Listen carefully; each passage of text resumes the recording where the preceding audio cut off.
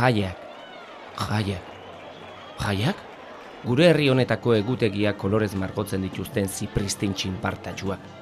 Toki berezia duten ekimen polianitzak. Barka erredundantzia. Zerlitzateke Euskal Herria jairik gabe. Hobea, okerragoa. Garen bezalakoak izango alginateke.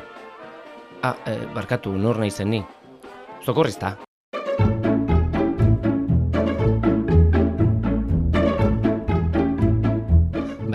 Baliteke sonatzen nire izena. Baten batek zuen herrietako hondartza edo igerilekuetan ikusi izan nau baliteke. Nire bizitzari zentzu ematen dion bete beharra egikaritzen. Zuen zaintza. Sen horrek bultzata Iruñara joan nintzen. Erreinu zaharraren hiriburura. Festaren museo honetara. Baina ez Tanatosen lurraldera. Ohituta gauden museo tipikoetara. Greziar esanai arkaikora joanaz, museoa musei dedikaturiko espazioa da.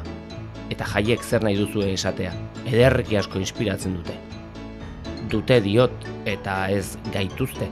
Niretzat jaiak ondo badaude ere ez dira larrialdiko botoiari eman eta trena gelditzeko modukoak. Poste naiz jendea pozik izatea. Festibus ergosum maximari jarraitzen diotenek, harimari bazka desente ematen baitiote halakoetan. Sanferminek badute Grezia zaharrarekin zerikusia. Helenoek zezenen kulturari zioten begirunetik hasita, hekatonbe eta bestelako handikeriak egiteraino. Jende askoren instinturik primitiboenak pizten ditu, eta urtean zehar Atenaseko hiritar demokrata eta zintzuak direnak, Sanferminetan Espartako gudaririk odoltsuenak bilakatzen dira. Arkume larrua eskegi, eta barneko 8 basatia kaleratuaz. Eta hor sartzen naiz ni. Ezin baitut ulertu teorian ondo pasatzeko egun batzuk, nola bilakatu daitezkeen infernu askorentzako.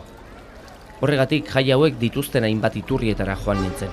Xabier Letek aipatzen zituen erreka zikinen iturri garbiak aurkitu nahi dituen poeta hura bezala.